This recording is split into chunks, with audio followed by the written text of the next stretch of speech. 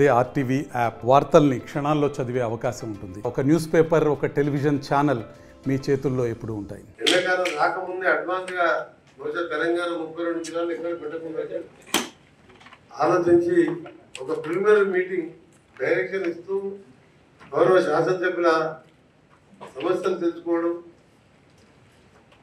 గౌరవ మన జిల్లా కలెక్టర్ గారు, మన నల్గొండ కలెక్టర్ ఇలా త్రిపాఠి గారికి, భువనగిరి కలెక్టర్ హనుమంతరావు గారు, సూర్యాపేట కలెక్టర్ పవార్ గారికి, అమిత్ గారు చీఫ్ గెస్ట్గా వచ్చేసిన గుత్తా సుఖేందర్ రెడ్డి, కౌన్సిల్ చైర్మన్ గారికి, ప్రభుత్వ విప్ ఎమ్మెల్యే ఎల్ఏ గారు, బిఎల్ఆర్ ఎమ్మెల్యే గారికి, వేముల విదేశం ఎమ్మెల్యే గారికి, జయవీర్ ఎమ్మెల్యే గారికి, శామ్యుల్ ఎమ్మెల్యే గారికి, ఇంకా గుమ్మం అనిల్ రెడ్డి ఎమ్మెల్యే గారికి,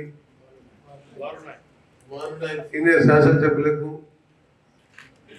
ప్రభుత్వ అధికారులందరికీ ఇవాళ సెకండ్ సాటర్డే అయినా కానీ చెప్పగానే మీ అందరినీ కూడా ఆహ్వానించి మంచి ఏర్పాటు చేసిన మా నల్గొండ కలెక్టర్ గారిని కూడా అభినందిస్తూ, ఎందుకంటే ఇవాళ సెకండ్ సాటర్డే ఆడలే, ఇన్ఛార్జ్ మినిస్టర్ ఆర్డర్ని ఇంప్లిమెంట్ చేయాలి కలెక్టర్ గారు. అయినా సరే మీ అందరు కూడా ఒకటే రిక్వెస్ట్, ఇప్పుడు ప్యాడీ హార్వెస్టింగ్ సీజన్ మళ్ళీ స్టార్ట్ అవుతుంది, ఐకేపీ సెంటర్లు అవన్నీ ఉంటాయి. ఇవన్నిటికన్నా ముఖ్యం సమ్మర్లో మన డ్రింకింగ్ వాటర్ సమస్య ఇంపార్టెంట్. మీరు కానీ మేము కానీ కలెక్టర్స్ కానీ ఆఫీసర్స్ కానీ మనం మంచినీళ్ళు దాపేయడం ఈ ఎండాకాలంలో చాలా ముఖ్యం. దాని మీద అలాగే ఎలక్ట్రిసిటీ లో వోల్టేజ్ మీద ఎంత ట్రాన్స్ఫార్మర్లు ఇచ్చినా ప్రతి ఇంట్లో ఏసీ పెట్టడం కానీ ఫ్యాన్లు నడవడం కానీ ఎండాకాలం ఇంకా విపరీత లోడ్ పెరుగుతుంది. ఈ రెండు సమస్యలు మెయిన్గా తెచ్చుకోవడానికి ఇన్ఛార్జ్ మినిస్టర్ గారు పెట్టిండ్రు. మిగతా సమస్యల కోసం మరొక మీటింగ్ పెట్టుకుందాం. మీ అందరికి కూడా రిక్వెస్ట్ ఒకటే, కొంచెం కష్టమైనా సరే ఎండాకాలంలో ప్రజల కోసం మనందరం కూడా పనులు చేయక తప్పదు. మీతో పాటు మేము కూడా గ్రామాలలో తిరుగుతూనే ఉంటాం. అందుకనే ఆఫీసర్లు కూడా ఈఎన్సీ కృపాకర్ రెడ్డి గారు వారికి మీద చాలా బాధ్యత ఉంది. వాటర్ పేమెంట్ సంబంధించి చిన్న పేమెంట్స్ ఏమైనా ఉన్నా కానీ నేను కానీ ఇన్ఛార్జ్ మినిస్టర్, అలాగే మనం సీనియర్ మినిస్టర్ ఇలా ఎస్ఎల్బిసి టనల్కి వెళ్ళి గత 15 రోజులు అక్కడే ఉంటూ రెగ్యులర్గా అందరినీ 11 ఏజెన్సీస్తో ఆ జరిగిన సంఘటన మీద ఆ బాడీస్ కానీ ఇంక చనిపోయిందా ఉన్నదా వాళ్ళ కోసం ప్రయత్నం చేస్తున్న ఉత్తమ రాలేకపోయారు.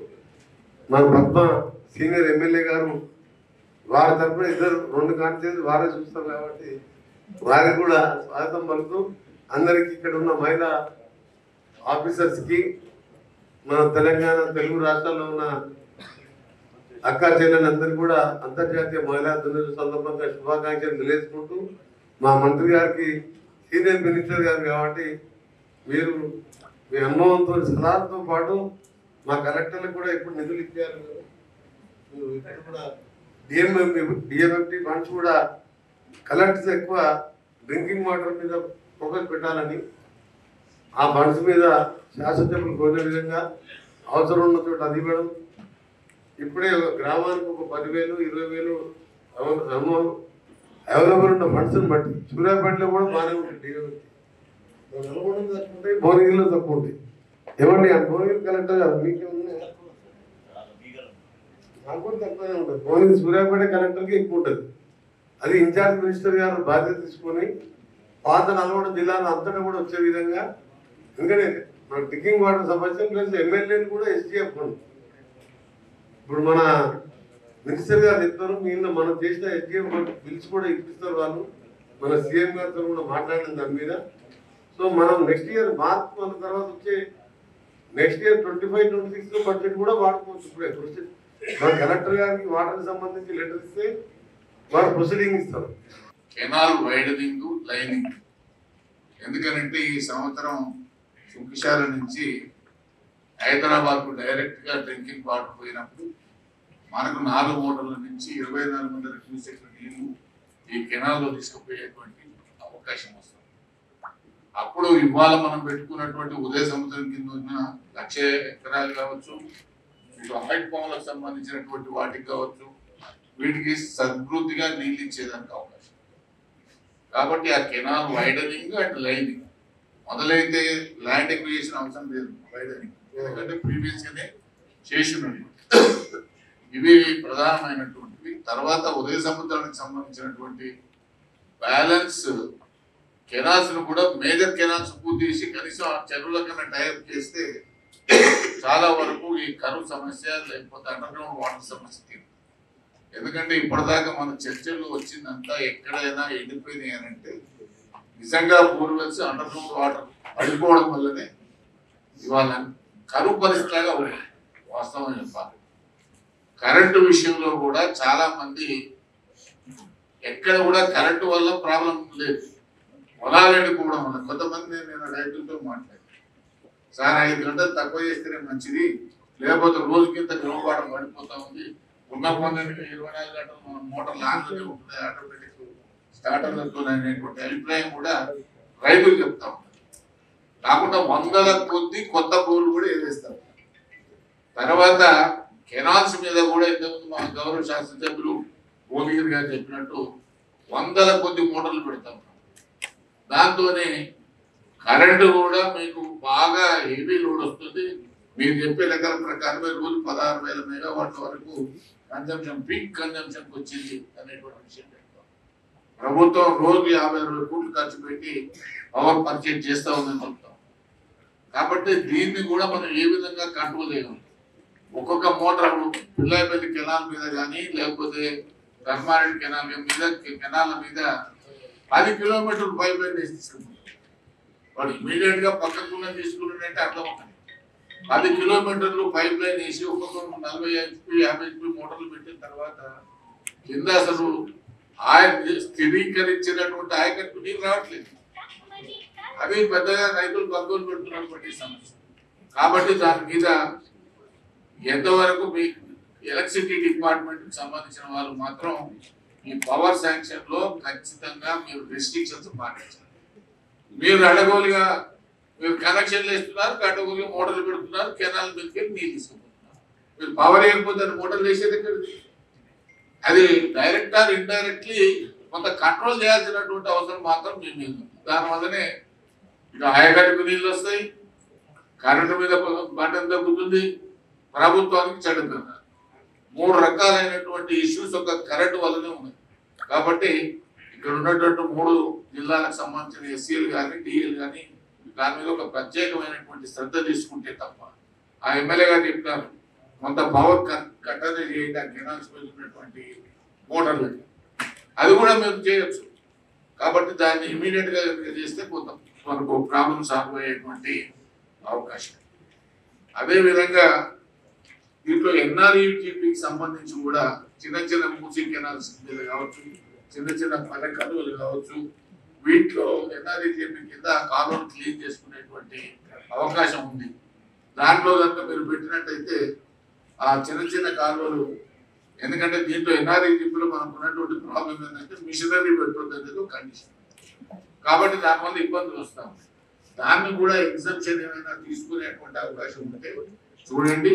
అటువంటి అవసరం లేని దగ్గర మాత్రం మీరు ఎన్ఆర్ఈజీపీలో 10 ఏళ్ల నుంచి అదే తీస్తున్నారు, అదే పోస్తున్నారు. కానీ కెనాల్స్ ఖచ్చితంగా ఈసారి మీరు పెట్టినట్టయితే ప్రధానంగా ఇది కూడా ఒక మేజర్ సమస్య మనం పరిష్కారం చేసుకునేటువంటి అవకాశం ఉండేటువంటి విషయాన్ని నేను ఈ సందర్భంగా మనం చేస్తాను. అదేవిధంగా మంచినీటికి సంబంధించిన దాంట్లో ప్రైవేట్ బోర్సును తీసుకోవడం, లీజు తీసుకొని తాత్కాలికంగా మరి చేయడం, దానికి వాళ్ళకు మొదటి నుంచి ఉన్న ప్రాబ్లం ఇది. నేను 15-20 ఏళ్ళకి చూస్తున్నాం, ఎండాకాలం రాగానే ప్రైవేట్ వాళ్ళు తీసుకుంటాం, వానికి ఏమో పైసలు ఇవ్వం, వాడేమో 2 ఏళ్ళు 3 ఏళ్ళ దాకా నాకు లీజుకి పైసలు చేస్తారని వాడు మనతో లేడం, ఇవన్నీ జరుగుతూ ఉన్నాయి. అటువంటి అవకాశం లేకుండా జిల్లా కలెక్టర్ల దగ్గర కనీసం 5-5 కోట్లు ఇమీడియట్ గా పెట్టండి. నల్గొండ జిల్లా పెద్దది కాబట్టి ఒక 17 కోట్లు ఇట్లా మీరు కనుక పెట్టినట్టయితే కనీసం గ్రామాలలో సెక్రటరీలు ఉన్నారు, స్పెషల్ ఆఫీసర్లు ఉన్నారు, వాళ్ళ దగ్గర పైసలు లేదు. వాళ్ళు గ్రామ సర్పంచులు ఉన్నా కనీసం వాటి కిందలో మీద ప్రయోగిస్తారనే బాధకు అప్పు సర్పంచ్ తెచ్చి పెట్టేవారు. ఇప్పుడు వాళ్ళు లేరు కాబట్టి, వీళ్ళు అధికారులు కాబట్టి వాళ్ళు ఎదురుగా ఎవరైనా జనం వస్తే ఎట్లా తప్పించుకుందామని ఆలోచన చేస్తుంది. వాళ్ళ దగ్గర డబ్బులు లేవు. కాబట్టి అటువంటి పరిస్థితి ఉండకుండా కనీసం ప్రతి జిల్లాలో 5-5 కోట్లు పెట్టండి. నల్గొండ పెద్ద జిల్లా రాష్ట్రంలో కాబట్టి కొంచెం ఫోర్స్ పెడితే ఇమ్మీడియట్ గా ఈ ప్రాబ్లమ్స్ కొంచెం మంచినీటి సమస్య నుంచి మనం బయటపడే అవకాశం ఉంటుంది. కాబట్టి ఆ కన్సర్న్ మండలాల ఈ ఆర్డబ్ల్యూఎస్ కానీ, తర్వాత అక్కడ ఉన్న ఎంపీడీఓ కానీ, విలేజ్ సెక్రటరీస్ కానీ, స్పెషల్ ఆఫీసర్స్ కానీ, ఎక్కడ కూడా నీటి కరువు వస్తే అక్కడ మీరు ప్రజెన్స్ నుండి దాన్ని కంట్రోల్ చేసేటువంటి పద్ధతుల్లో మీరు ఇన్స్ట్రక్షన్స్ ఇవ్వాల్సినటువంటి అవసరం ఉందనేటువంటి విషయాన్ని నేను ఈ సందర్భంగా అమలు చేస్తూ అందరికీ కూడా ధన్యవాదాలు. వేసవి కాలంలో ప్రధానమైనటువంటి మంచినీటి సమస్య విద్యుత్ శక్తి, అదేవిధంగా నీటిపారుదల. దీని మీద సీనియర్ అధికారులు అందరూ వచ్చారు, వారికి ప్రత్యేకంగా ధన్యవాదాలు. మీరు మీ కింద ఉన్నటువంటి ఈ యొక్క హైరార్కీని కూడా బాగా అలర్ట్ చేయాల్సినటువంటి అవసరం ఉంది. ఎస్ఈ లెవెల్లో, డిఈ లెవెల్లో, ఈఈ లెవెల్లో, ఏఈ లెవెల్ దాకా ఈ ఫీల్డ్ మీద ఉండాల్సిన అవసరం ఉంది. అగ్రికల్చర్ డిపార్ట్మెంట్స్ కూడా కోఆర్డినేట్ చేసి కలెక్టర్ చెప్పినట్టుగా రెవెన్యూ పోలీసులు కూడా ఈ నెల రోజులు అందరూ కష్టపడి కాలువల మీద ఉండేవాళ్ళు కాలువల మీద ఉండాలి, పవర్ లైన్స్ మీద ఉండేవాళ్ళు పవర్ చూసుకోవాలి. అదేవిధంగా మెయిన్గా ప్రభాకర్ రెడ్డి గారు, ఆయన కూడా అనుభవం కలిగినటువంటి టీఎన్సీగా భగీరథ మీరు గతంలో చాలా రోజులు బట్టి చూస్తున్నారు కాబట్టి దాని మెయింటెనెన్స్ ఏంటి, వాళ్ళ జీతాలు ఏంటి, వాళ్ళ యొక్క ఆపరేషన్స్ ఏంటి, మీరు చాలా జాగ్రత్తగా ఈ వేసవి కాలంలో నల్గొండ జిల్లా మనకు అన్ని రకాలుగా ప్రాధాన్యత కలిగినటువంటి జిల్లా కాబట్టి దయచేసి 3 డిపార్ట్మెంట్ల హెడ్స్ ఎవరైతే ఉన్నారో వీళ్ళందరూ కూడా మనసు పెట్టి ఎక్కడా మనకి సమస్య లేకుండా, మీరు చూస్తున్నారు మనకి సంబంధం లేని సమస్యలు కూడా రాజకీయం అవుతున్నాయి. కాబట్టి అటువంటి వాటికి ఎక్కడా కూడా ప్రజాప్రతినిధులు కానీ అధికారులు కానీ అవకాశాలు ఇవ్వద్దు. కాబట్టి కొన్ని రాజకీయ పార్టీలు గోరంతలు కొండంతలు చేసి ప్రభుత్వాన్ని ఇబ్బంది పెట్టాలనే ఆలోచనలో ఉన్నప్పటికీ కూడా మనం ప్రజల్ని ఇబ్బంది పెట్టద్దు. ఆడది రాజకీయ కోరికైనా మనది ప్రజా కోరిక. మనం ప్రజల కోసం కష్టపడి సమస్య నిజంగా ఉంటే వెంటనే అందరం కలిసి ఐక్యంగా సమస్యను తీర్చాల్సిన బాధ్యత ఉంది. కాబట్టి జిల్లా కలెక్టర్కి పెద్దలిచ్చినటువంటి సలహా మేరకు కేసులు పాటిస్తాం. ఎమ్మెల్యేలకు కూడా ముఖ్యమంత్రి గారిని అడిగి అడ్వాన్స్గా ఎస్డిఎఫ్ ఎంత అవకాశం ఉంటే అంత ఈ రోజునే వాళ్ళకి అందించేటటువంటి అవకాశాన్ని తప్పకుండా చేస్తామని చెప్పి కూడా ఈ సందర్భంగా మనం చేస్తున్నాం. జిల్లా కలెక్టర్ల దగ్గర కూడా సుఖేందర్ రెడ్డి గారి యొక్క సలహా మేరకి వారి దగ్గర కూడా కొంత అమౌంట్ ఉంటే ఎవరి దృష్టికి వచ్చినా కానీ చిన్న చిన్న సమస్యలు వెంటనే పరిష్కారం చేసి మంచినీటి సమస్య నెంబర్ 1, అదేవిధంగా ఇరిగేషన్ పవర్, అవి 2 కూడా పంటలను కాపాడే బాధ్యత మంది. వాతావరణ పరిస్థితుల్లో ఏమో నాకు తెలియదు కానీ నిన్న గోదావరిలో ఉన్నాల్సిన ఫ్లో కూడా లేదు. నేను గోదావరి నుంచి ఎన్ఎస్పికి నిన్న ఒక లింక్ చేశాను. సీతారామాన్ని ఆన్ చేసి ఆ వచ్చే నీళ్ళని సముద్రానికి పోకుండా ఎన్ఎస్పి కాలువకి మేము షిఫ్ట్ చేశాం.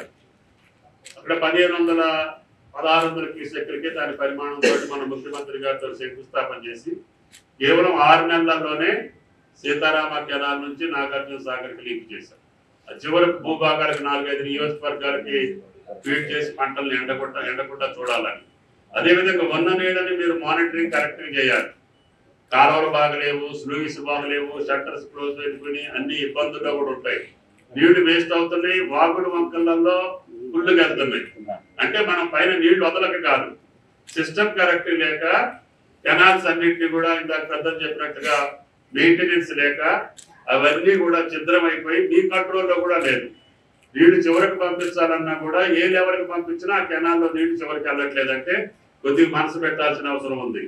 కాబట్టి ఇరిగేషన్ అధికారులు అది వైదాపురం మేజరా, ముత్యాల మేజరా, అటువంటి అన్నింటినీ కూడా చివరికి, ఎందుకంటే లాంగ్ మేజర్స్ అన్ని, కాబట్టి దయచేసి అధికారులు అందరూ చివరి భూములకు నీళ్ళు వెళ్ళేటట్టుగా చూడండి. ఈ 1 నెల రోజులు కష్టపడాలి.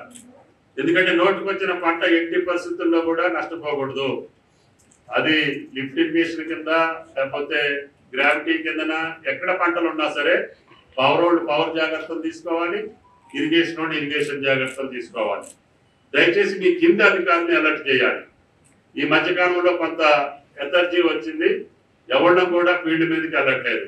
మా వాళ్ళని కూడా మీకు దయచేసి ఎమ్మెల్యేని కూడా చేతులెత్తి నమస్కరిస్తున్నాం. దయచేసి అందరం కాలువల మీద ఉండాలి, గ్రామాల్లో ఉండాలి, ప్రజల దగ్గర ఉండాలి. సమస్య ఉంటే అధికారుల్ని వెంటనే వాళ్ళకి ఇంటిమేట్ చేసి ఆ పనులు జరిగేటట్టుగా చూడాలి. అమౌంట్కి సంబంధించి మీ చేతిలో ఉండేటట్టుగా ముఖ్యమంత్రి గారిని అడిగి వెంటనే ఆ సదుపాయాన్ని క్లియర్ చేస్తాము. 3 కలెక్టర్లు కూడా మనసు పెట్టి పనిచేసే కలెక్టర్లు ఉన్నారు కాబట్టి దయచేసి ఉమ్మడి నల్లగొండ జిల్లా అన్ని రంగాల్లో ప్రాధాన్యత అవసరమైనటువంటి ఈ జిల్లా ఇరిగేషన్ లో కావచ్చు, పవర్ లో కావచ్చు, పొలిటికల్ గా కావచ్చు, ఏ రకంగా చూసుకున్నా అందరం కలిసి మనసు పెట్టి పనిచేయాలని చెప్పి మీకు విజ్ఞప్తి చేస్తూ ఎప్పుడు అవసరమైతే అప్పుడు ఈ plan DRC district review meeting చేసుకోవడానికి గతంలో కంటిన్యూగా జరిగాయి. ఈ మధ్య కాలంలో ఆ యొక్క వ్యవస్థ దెబ్బతింది కాబట్టి అధికారుల్ని వెంటనే ప్రజా సమస్యలు అధికారుల దృష్టికి రావాలి, మీకు ప్రభుత్వ దృష్టికి తీసుకొచ్చి మీరు మా దృష్టికి తీసుకురావాలి. జిల్లా కలెక్టర్లు చేయగలిగినటువంటి శక్తి మేరకు జిల్లా కలెక్టర్లు కన్సర్న్ సెక్రటరీస్ తోటి వాళ్ళు ఎమ్మటే దాన్ని కూడా ఆర్గ్యూ చేసుకొని వాళ్ళు కూడా దాన్ని కంప్లీట్ చేసుకునే పరిస్థితి ఉండాలి. అంటే సమస్య మీ దృష్టికి రాకపోతే, మీది ప్రభుత్వం కలెక్టర్ దృష్టికి రాకపోతే కలెక్టర్ ప్రభుత్వం దృష్టిలో పెట్టే అవకాశం లేదు, మా దృష్టిలో పెట్టే అవకాశం లేదు. కాబట్టి అందరం కూడా కలిసిమెలిసి ఈ 3 సమస్యల్ని సత్వరం పరిష్కారం చేసే దిశలో పైనుంచి కింది దాకా అందరూ కూడా మనసు పెట్టాలని చెప్పి విజ్ఞప్తి చేస్తూ, ఏ సమస్య ఉన్నా గౌరవ శాసనసభ్యులు చెప్పింది అధికారులు తూచా తప్పకుండా కరెక్ట్ అయినటువంటి పని చేయాలి. మరిన్ని వీడియోస్ కోసం ఛానల్ ని సబ్స్క్రైబ్ చేయండి. లేటెస్ట్ అప్డేట్స్ కోసం వాట్సాప్ ఛానల్ ని ఫాలో అవ్వండి. ఆ లింక్ డిస్క్రిప్షన్ లో ఉంది.